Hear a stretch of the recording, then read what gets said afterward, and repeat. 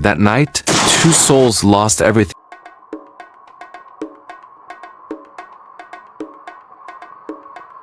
Village where dreams are fragile. Two boys were about to face a fire that would change everything.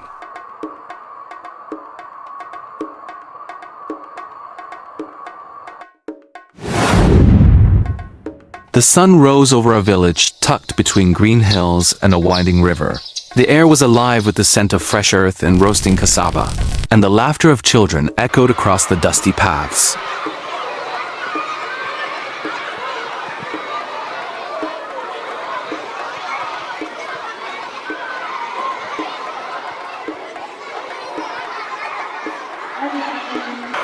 David and Samuel, inseparable since childhood, raced through the fields.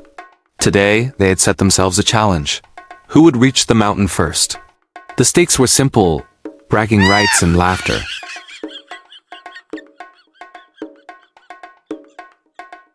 Samuel, playful, teasing, said, "You'll never beat me this time, David." David, laughing determined, replied, "Keep dreaming. I'll be there before you even touch the river." Meanwhile, the villagers went about their morning chores. Women prepared meals, men worked in the fields, and the smell of cassava frying filled the air. But for David and Samuel, the world had shrunk to the open sky, the warm sun, and the thrill of the race.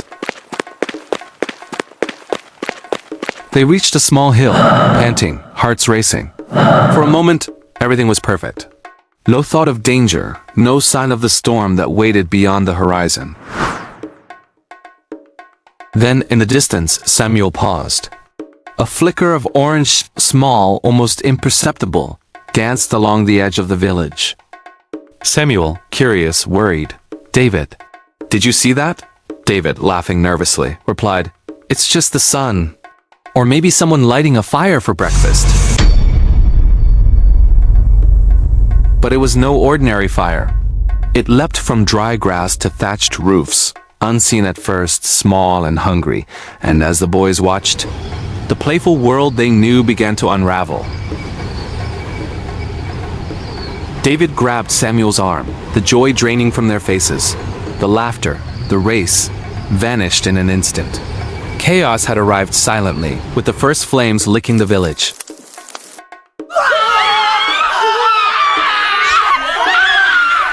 Two boys, best friends, stood frozen, watching the world they loved begin to burn. And among the ashes, Samuel's eyes caught a glint, a small strange charm. Engraved with a crescent moon, dripping with red, something ancient whispered to him, and he knew even in this moment of terror, he would give anything. Low, chilling whisper, "I'll give anything, even blood." That night, two souls lost everything. One would remain righteous. The other would take a vow that would change destiny forever.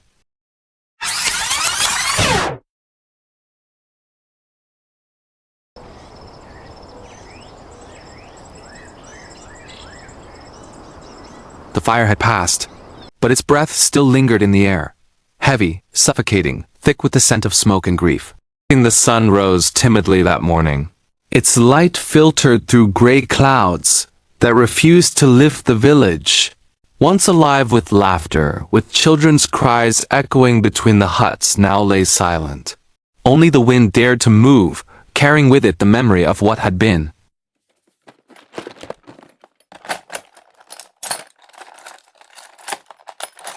David moved slowly, his bare feet sinking into the warm ashes of what used to be his home. Every step left a print, a reminder that he was still alive, though he felt more ghost than boy. His hands were blackened, not only by soot but by the weight of everything he'd lost. He passed the remnants of neighbors, charred walls, the broken clay pots his mother once used to cook. His heart was heavy, his eyes hollow, scanning the ruins for something, anything, that might still breathe.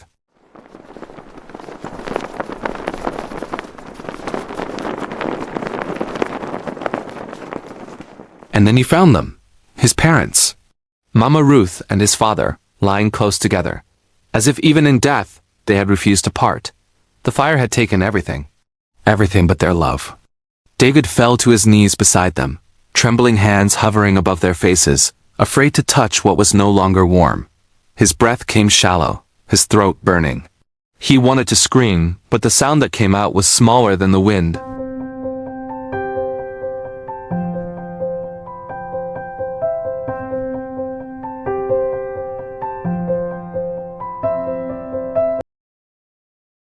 Tears fell, but they did not bring peace. They burned his cheeks, hot as the fire that had taken his world. And in that silence, beneath a gray sky that refused to weep, David made a promise. A quiet vow to the ashes.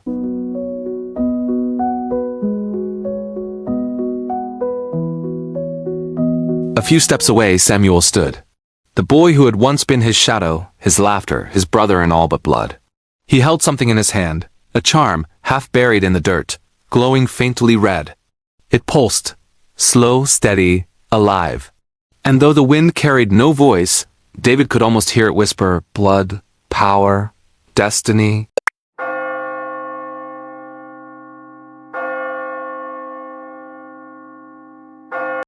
Samuel's eyes were fixed on it, eyes that had once held mischief and sunlight. Now they reflected something else, something ancient. When David called his name, Samuel didn't answer. For a heartbeat, it was as if two worlds had opened between them, one bathed in light, one swallowed by shadow.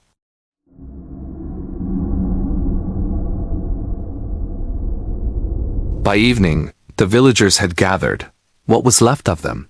A simple ceremony, among the ashes of their lives. No music, no joy. Just the crackle of burned earth beneath their feet, and the quiet prayers of those who had nothing left to give. David stood beside Samuel, silent. The priest's words drifted like smoke through the still air. Talks of mercy, of rebirth, of hope, but David could not hear them. All he heard was the faint echo of laughter, and the crackle of fire devouring it. When the prayers ended and the earth covered what the flames had spared, David felt something break inside him, quietly, like dry wood snapping. He turned to Samuel, hoping for comfort, for the brother he once knew. But Samuel's gaze was elsewhere, far away, lost in the red glow of that charm still beating faintly in his palm. Parted without words. The bond that had survived childhood games and shared dreams now stood on opposite shores. David whispered a vow, barely louder than the wind. I will stay righteous, no matter what. Samuel, whispering, darkly, I'll give anything, even blood. Two boys had survived the fire, but the fire had not left them. It had marked them, one with grief, one with hunger. And from that day forward, their paths would never cross in light again. The night of fire had ended, but the price of blood had just begun. Years later, Samuel in the city, Lagos. The city never sleeps. It breathes, it hungers, a sprawling beast of steel and sweat. For most, the Great Fire was a headline, a tragedy that faded with the morning paper. But for Samuel, it was a brand on his soul. The years had passed, but the smoke still clung to his memories. The heat still lingered in his dreams. He was just another face in the relentless current of the crowd, lost and adrift. The city chewed up boys like him, boys with empty pockets and hollow eyes, and spit them out as dust. He took what work he could find, hauling crates, sweeping floors, anything to quiet the gnawing hunger in his belly. He slept where the shadows offered a moment's peace, a park bench, a forgotten alleyway, and every night, a ritual. His fingers would find the small, fire-scarred charm around his neck, the only thing that survived the flames that took everything else. He'd whisper to the uncaring stars, a desperate prayer from a soul worn thin. Just one chance, one miracle. But in this city, miracles weren't given. They were bought. And the broker of such transactions was a man whose name was a currency of fear and respect. Chief Olowu. He was a phantom who owned everything you could see, and everything you couldn't, buildings that scraped the sky, businesses that lined the streets, and the very loyalty of the men who walked them. Desperation, or perhaps a darker threat of fate, pulled Samuel toward the chief's compound.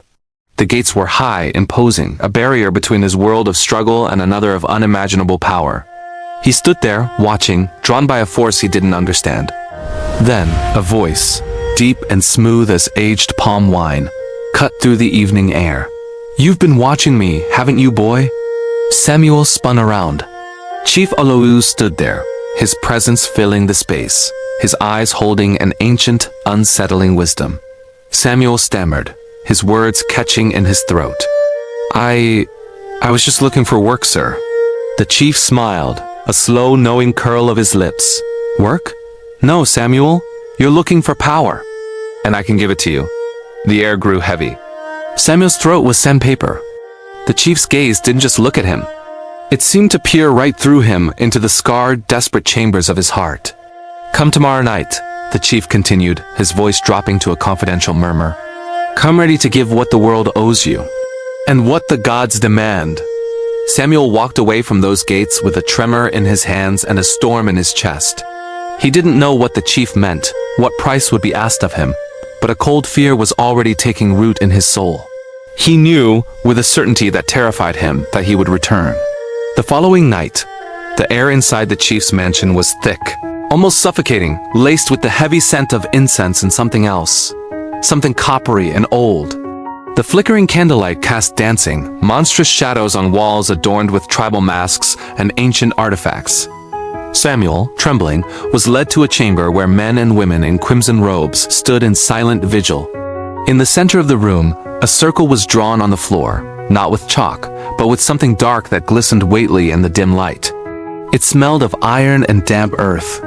A low, rhythmic chant began, the air itself seeming to vibrate with a hidden primal energy. Chief Aloyu stood before him, his face a mask of solemn authority. "Power demands sacrifice," the chief's voice boomed, echoing in the hushed room. "To reborn, you must offer what you most love." He froze, his mind racing through the ruins of his life. His parents, reduced to ash and memory. His childhood friend, David, lost to a world of faith he could no longer reach. And then, a face bright and full of life, his little sister, Amaka. The one person left in the world who still said his name with love, whose laughter was the last echo of his lost innocence. A choked whisper escaped his lips. "No, not her." The chief's voice was unyielding, a judge's final decree. The oath is sealed once the name is spoken. The room, the chanting, the world itself seemed to spin. A scream tore from Samuel's throat, a name thrown into the void, an offering born of desperation and ultimate betrayal. "Amaka!" The word hung in the air, and then everything collapsed inward. The chanting stopped. The room went silent. The charm around Samuel's neck blazed with a searing crimson light, burning against his skin.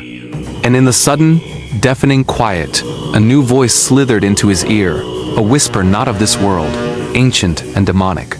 "Blood for blood. The covenant is made." The light from the charm faded, and the world snapped back into focus. Chief Aloyu placed a hand on his shoulder, a look of profound satisfaction on his face. "It is done. Rise, my son. The world is yours now." Meanwhile, in the quiet, scarred hills of their old village, David watched over Amaka's life from a distance. The house of their uncle was small and modest, filled with memories of a past untouched by the fire of the city. But strange things began to happen. Candles would flicker inexplicably at night. A chill would pass through the air even when the sun shone bright. David felt a growing unease and omen. He prayed fervently for Amaka's protection, never letting her out of his sight. Days later, Samuel awoke not on a cold street, but between sheets of the finest silk. He was in a new house, vast and sterile. Sunlight streamed through floor-to-ceiling windows, illuminating a life that wasn't his. A wardrobe stood open, filled with expensive suits and designer shoes. In the driveway, a brand-new car gleamed. He checked his phone. His debts had vanished. His bank account was full of zeros, more money than he had ever dreamed of. A disbelieving laugh bubbled up from his chest. "Is this real?" He turned to the mirror, a wide, triumphant smile on his face. But the reflection that stared back wasn't smiling. Behind his own eyes, something else watched him, a dark, patient presence, waiting. It was then that Saran entered his life. She She was unlike anyone Samuel had ever met, confident, radiant, and carrying a presence that commanded attention. Their paths crossed at an art gallery, a space filled with strange paintings and muted whispers of elegance. She smiled at him, and something in Samuel's chest clenched and loosened at once. Weeks passed, and a romance bloomed, fragile but intoxicating, each meeting a promise of something he had long thought lost. They spoke of a future together, and the thought of marriage seemed almost possible, almost safe. But the shadow of Amaka lingered. Messages arrived from his uncle, cryptic and unsettling. She is unsettled. The winds do not favor her. Samuel's nights became restless. Even in Saran's presence, his dreams were haunted by Amaka's laughter, twisted now with fear. He remembered the hills of their old village, the quiet, the simple chapel David had built. Had Amaka truly been safe there? Or was the village itself marked by the curse he had embraced? Each phone call, each letter seemed to push him toward an inevitable revelation, that his sister's fate was entwined with the power he had seized. Every time he closed his eyes, he saw her open, unblinking, pleading for him to undo what he could not. Even the joy with Saran was tinged with guilt, a constant reminder that some debts, some sacrifices, could never be repaid. And the storm was gathering outside the city, across the hills, a wind of reckoning, moving silently, inexorably, toward Samuel and all he had claimed. Samuel, oblivious to these events, continued to chase wealth and power, each night haunted by faint whispers that seemed to come from nowhere, always repeating one name: Amaka. One morning, a letter arrived at David's hands, written in trembling handwriting. Its words were cryptic but chilling. Something has happened. I fear. The price of what was promised has not passed. David's heart froze.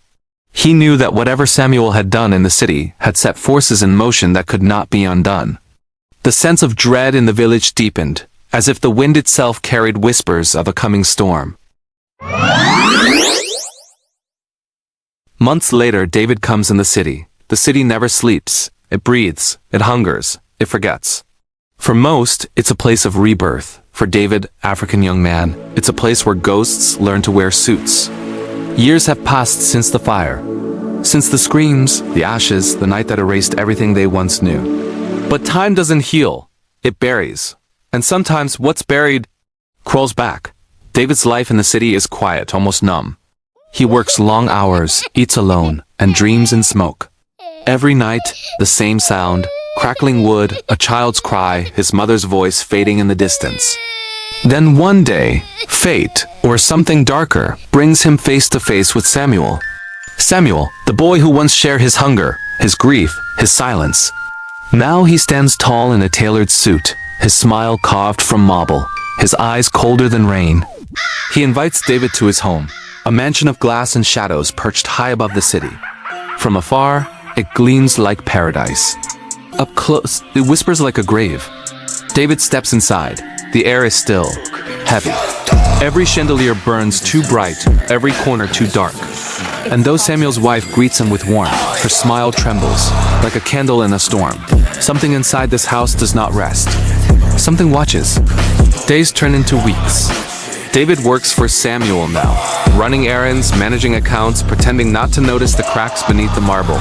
But at night, he hears whispers behind the walls, footsteps in empty corridors, doors that breathe.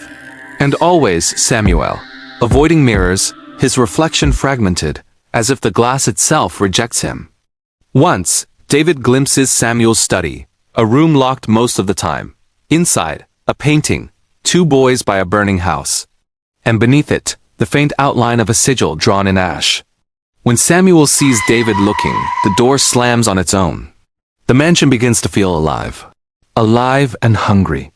One evening, Samuel invites David to dinner. The table stretches endlessly under golden light. Crystal glasses, silver knives, and silence. Samuel's wife sits opposite, her eyes distant, her hands trembling as if bound by invisible chains. She smiles when Samuel looks her way too quickly, too perfectly. And when she speaks, her voice falters, as if she's repeating someone else's words. David senses it then, fear, pure and suffocating, radiating from her. But Samuel never notices. Or perhaps, he pretends not to. Later that night, David dreams again. He's standing in the ruins of their old village. Ash falls like snow. From the smoke, his mother appears, her face half burned, her voice trembling through the wind. Beware the man whose wealth smells of blood. When David wakes, his hands are covered in soot. The next morning, the whispers grow louder. In the corridors, the walls seem to pulse with breath. In mirrors, shapes move when no one does. And Samuel is unraveling. His laughter, once smooth, turns hollow. His gestures twitch, mechanical, as if guided by unseen hands. David tries to leave, but every door leads back to the same hallway. The house has learned his name. One night, rain lashes against the windows. David walks through the mansion, following the hum of a strange melody, a lullaby, faint, echoing through the vents. It leads him to the locked study. This time the door is open. Inside, candles burn in a circle. The floor is painted in blackened symbols, the same sigil from the painting, glowing faintly beneath the flicker of light. And there, in the center, stands Samuel, eyes closed, murmuring words that twist like serpents. His reflection in the window, smiling when he is not. David steps back, heart pounding. He remembers the vow they made as children, that they would never abandon each other, no matter what the world became. Now one of them already has. Suddenly Samuel turns, his face calm, serene, but his eyes are drowning in shadows. He whispers something too quiet to hear. The candles die. Darkness swallows the room. Only the sound of breathing remains, not one, but two. When light returns, Samuel is gone. And on the floor, David sees the sigil again, now smeared with fresh blood. His name carved in the center. He stumbles back, terrified, yet drawn by guilt, by love, by the weight of everything they lost together. Outside, thunder splits the sky. In the glass reflection, David sees something move behind him, not Samuel. Not human. The house creaks alive. Walls whisper his name. Somewhere a woman screams, Samuel's wife. Her voice cuts through the storm, echoing through the corridors until it ends in a silence so deep it feels final. David runs, every step echoing against the heartbeat of the mansion. Doors slam, portraits watch, lights flicker. And then, the great hall. There at the top of the stairs stands Samuel. His face serene again, but his hands soaked in crimson. Behind him, the shadows dance like living things. He opens his mouth, but no words come. Only a single tear runs down his cheek, black as ink. The ground trembles, the walls crack. Flames flicker at the edges of the room, faint, ghostly, like memories returning. And in that chaos, David realizes the truth. The fire never ended. It just moved here. The mansion burns without smoke. Samuel's figure fades into the light, his voice echoing from nowhere and everywhere, a whisper that sounds almost like prayer, almost like regret. David collapses on the marble floor, breathless. Through the haze, he sees his mother again, her ghostly hand reaching toward him. She says nothing this time, only looks at him with sorrow. Then darkness. When David opens his eyes, it's morning. The house stands untouched. No blood, no flames, only silence. On the desk beside him, a single mirror, perfectly polished, and in its reflection, David doesn't see himself. Cut to black. A faint whisper, the debt must be paid.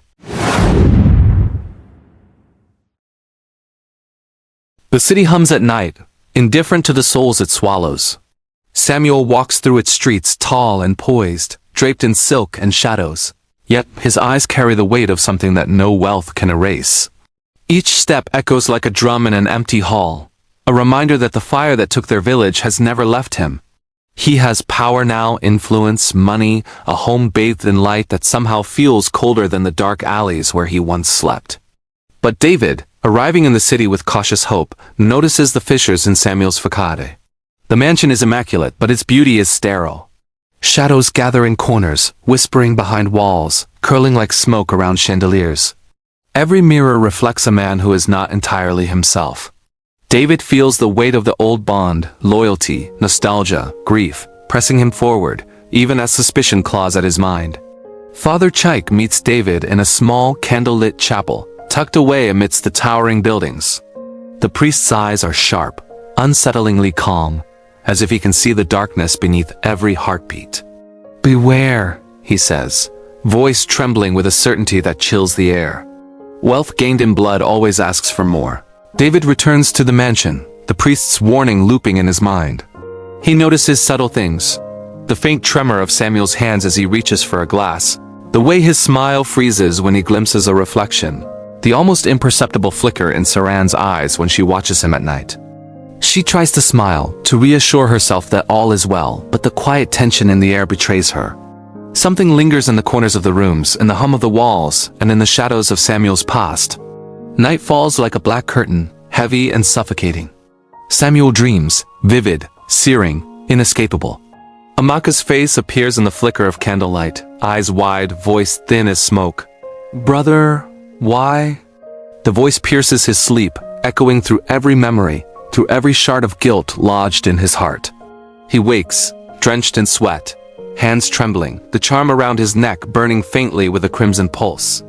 Even in the light, he cannot escape the weight of what he has done. Saran senses the change.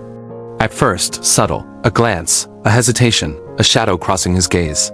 Then unmistakable, nights spent staring at nothing, whispers that rise with the wind, tremors in his voice, and the hollow echo of laughter that belongs to no one living. She confronts him quietly, worried, but he smiles, a mask of warmth over the storm inside, and she cannot pierce it. Yet fear settles into her bones, a cold certainty that the man she loves is no longer entirely human, or at least no longer entirely free. In the mansion, strange occurrences escalate. Doors creak open without touch. Footsteps echo through empty halls. Mirrors reflect images that should not exist. Glimpses of Samuel's past. Shadows moving independently. Whispers that make the air shiver. David, walking through these halls, feels a creeping dread, a knowing that the man he once knew is being consumed by the darkness he invited into his life. Samuel's assistant is found, lifeless, face pale, hands curled in terror. The room reeks of copper and ash, the walls bearing scratches like desperate prayers. Samuel's hands are stained with blood, though he cannot remember how or why or if he even touched the body. He stands over the corpse frozen, the charm on his neck blazing like molten fire. David arrives moments later, and the sight steals his breath. A silent scream builds, a primal horror that freezes all thought. The city outside is oblivious, but within these walls, a storm rages, both seen and unseen. The mansion itself seems to awaken. Walls bend, floors groan, chandeliers sway without wind. The shadows stretch, gathering towards Samuel like predators circling prey. David tries to reach him, calls his name, but the voice echoes back distorted, unfamiliar. Saran watches, paralyzed by fear, seeing in Samuel a man consumed by forces beyond comprehension. Samuel's nightmares continue, Amaka reaching from the shadows, whispering accusations. Each vision sharper, more insistent. Blood, debt. The charm throbs against his chest, whispering promises he cannot understand, threats he cannot resist. Even Saran's presence offers no reprieve. Each time he touches her hand, a shiver passes through them both. The warmth of life and love cannot pierce the chill of what he has unleashed. David tries to piece together the puzzle. The priest's warning echoes again. Blood asks for more. He observes the mansion's unnatural rhythms. The way Samuel avoids mirrors, the way shadows cling to him, responding to his every move. He realizes, with growing horror, that Samuel is no longer the boy he loved, no longer the friend who ran through fields of green, laughing. He is a man built on sacrifice, bound to a debt written in crimson fire, and now the cost has begun to spill into the world around him. Saran confronts Samuel at night, tears falling freely, fear in her eyes, love and terror intertwined. The charm flares violently, casting the room into deep red shadows. Whispers rise in a chorus of accusation and lamentation, echoing across the walls. Samuel's voice, trembling, breaks through the cacophony, but not with words, only with a growl, a raw human cry of despair. The shadows converge, licking the edges of his form, curling around the corners of the room, suffocating light, suffocating hope. David stands in the doorway, frozen. He sees the truth. Wealth, power, success cannot shield a man from the consequences of blood.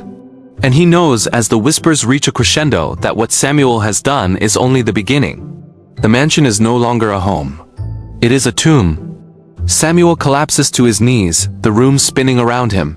Saran tries to reach him, but her hands pass through the shadows, intangible, as if the darkness itself has claimed him. Outside, the storm breaks, lightning striking in rhythm with the thrum of the charm. David watches helplessly as the shadows rise, coiling, whispering, demanding, blood for blood, debt for debt.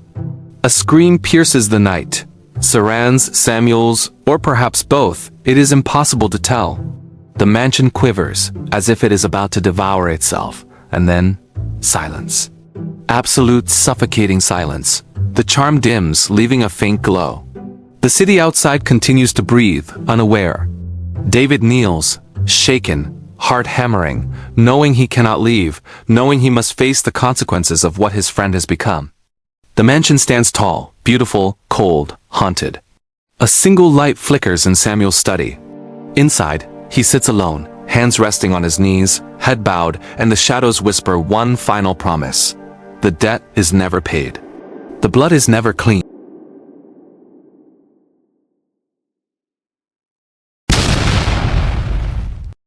If this story intrigued you, leave a like, share, and subscribe for more stories that might be real or not.